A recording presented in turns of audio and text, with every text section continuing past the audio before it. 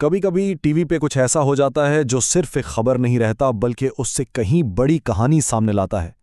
आज हम एक ऐसे ही लाइव टीवी लम्हे की बात करने वाले हैं। एक ऐसा रद्द अमल जिसने एक सिफारती मामले पर एक तूफान खड़ा कर दिया। तो चलें इसको जरा तफसील से देखते हैं। तो ये अल्फाज थे एक इंडियन न्यूज़ एंकर के। हुआ ये कि लाइव शो में एक मेहमान ने अमेरिका और ईरान के बीच सुलह करवाने में पाकिस्तान के किरदार की तारीफ करने की कोशिश की और एंकर साहब बस फट पड़े। ये एक बिल्कुल आप कह लें अनफिल्टर्ड जज्बाती रिएक्शन था जिसने सबको चौंका दिया। लेकिन सवाल यह है कि इतना शदीद गुस्सा आखिर आया क्यों? और यही वो सवाल है जिसका जवाब हम आज ढूंढने की कोशिश करेंगे। देखें, बात सिर्फ एक एंकर के गुस्से की नहीं है।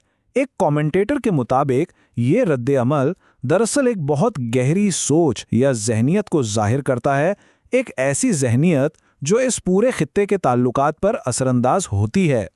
तो सबसे पहले ये समझते हैं कि आखिर न्यूज़ शो पर दलील दी क्या जा रही थी। इल्ज़ाम बहुत सीधा साधा था लेकिन था बड़ा पावरफुल, और उसका मकसद एक ही था, पाकिस्तान की सिफारती कोशिशों को बिल्कुल ही बेकार साबित करना। अच्छा, तो सीन कुछ यूं था कि शो में एक फॉरेन गेस्ट बैठे थे और उन्होंने कहा कि अमेरिका और ईरान के बीच जो टेंशन कम हुई है उसमें पाकिस्तान का बड़ा हाथ है, मतलब उनकी डिप्लोमेटिक कोशिशों को सराहा।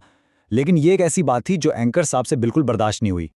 एंकर का सबसे बड़ा इल्जाम यही था। उनका कहना था कि पाकिस्तान का अमन करवाने का ये सारा काम सिर्फ एक ड्रामा है और वो तो बस अमेरिकियों का लिखा हुआ स्क्रिप्ट पढ़ रहे हैं। और इस इतने बड़े दावे का सबूत था पाकिस्तान के प्राइम मिनिस्टर का एक ट्वीट। तो इनकी जो लॉजिक थी ना वो बहुत सिंपल थी।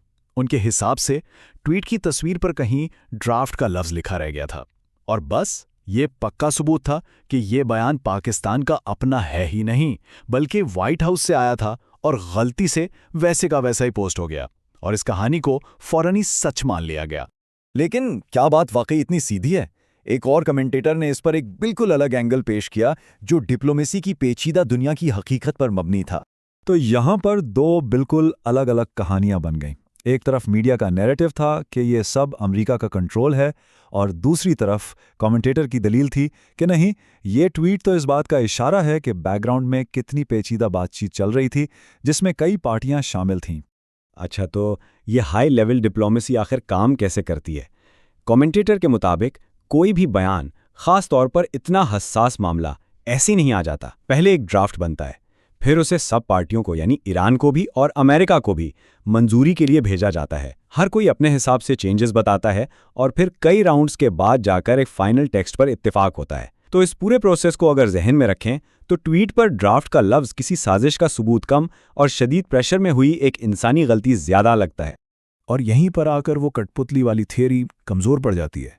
कमेंटेटर एक बहुत अहम सवाल उठाता है कि भाई, अगर सब कुछ अमेरिका ही कंट्रोल कर रहा था तो पाकिस्तान ने सीज फायर में लेबनान को शामिल करने की बात क्यों की? ये शर्त तो ईरान के फायदे में थी, अमेरिका की नहीं। तो ये बात इस सीधी सादी कहानी में फिट नहीं बैठती। तो असल बात यह है, कमेंटेटर का मानना है कि पाकिस्तान के अलावा शायद ही कोई और मुल्क था जो ये बीच बचाव करवा सकता था। और वजह यह कि पाकिस्तान दुनिया के उन गिने चुने मुल्कों में से है जिनके अमेरिका और ईरान दोनों के साथ वर्किंग रिलेशंस हैं, और यही मुनफरिद पोजीशन इसे एक काबिल भरोसा तालिब बनाती है, ना कि किसी एक साइड का एजेंट। अब कमेंटेटर इस एक वाक़े से बात को आगे बढ़ाता है और एक बड़े कल्चरल पॉइंट पर आता है। उसके मुताबिक ये जो रद्द अमल था ना, ये एक बहुत गहरी जहनियत की निशानी है जिसे वो कीड़ा जहनियत का नाम देता है। और अपनी बात समझाने के लिए वो एक पुरानी कहानी सुनाता है। जरा तसव्वुर करें, एक मेला है जहां दुनिया भर से लोग अपने अपने मुल्क के खास कीड़े मर्तबानों में लेकर आए हैं। तो जब साउथ एशिया से आए हुए बंदे की बारी आती है तो सब देखते हैं कि उसके जार पर तो ढक्कन ही नहीं है। कोई पूछता है, अरे भाई ये क्या, तुम्हारे कीड़े तो भाग जाएंगे। वो आदमी मुस्कुराकर कहता है, फिक्र की कोई बात नहीं। लेकिन क्यों? ऐसा क्या खास है इन कीड़ों में? और यहीं पर कहानी का असल पंचलाइन आता है। वो आदमी जवाब देता है, ये साउथ एशिया के कीड़े हैं। इनमें से जब भी कोई एक ऊपर चढ़कर बाहर निकलने की कोशिश करता है ना, तो बाकी सब मिलकर उसे नीचे खींच लेते हैं।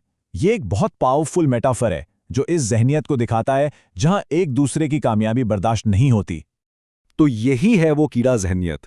ये सिर्फ दुश्मनी या मुखालफत नहीं है, ये एक ऐसी गहरी सोच है जो कहती है कि अगर मेरा हरीफ जीत रहा है तो इसका मतलब है मैं हार रहा हूं, भले ही उसकी जीत में मेरा अपना भी कोई फायदा क्यों ना हो। मैं उसकी जीत को तस्लीम नहीं कर सकता। तो फिर इस सब का मतलब क्या निकला? बात सिर्फ टीवी की बहसों तक महदूद नहीं है। कमेंटेटर के मुताबिक इस ज़हनियत के असल दुनिया में बहुत संगीन, बहुत बुरे नताइज निकलते हैं। देखें, जब दुश्मनी तावन पर भारी पड़ जाए तो कीमत सबको चुकानी पड़ती है।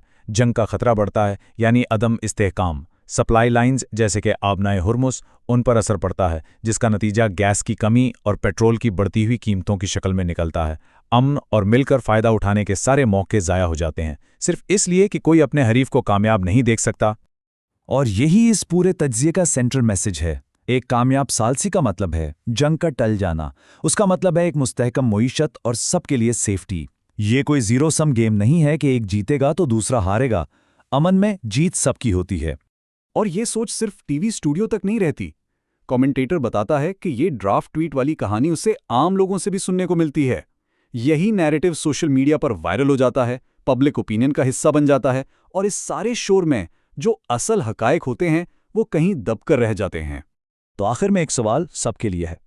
जब हम खबरें देखते हैं या सुनते हैं तो क्या हम वाकई सच्चाई जानने की कोशिश कर रहे होते हैं, या हम सिर्फ उस कहानी को ढूंढ रहे होते हैं जो हमारी अपनी पहले से बनी हुई सोच को सपोर्ट करे? ये एक ऐसा सवाल है जिस पर सोचना आज के दौर में शायद सबसे ज़्यादा ज़रूरी है। एक ऐसी दुनिया में जहां दुश्मनी से नहीं बल्कि मिलकर काम करने से ही आगे बढ़ा जा सकता है।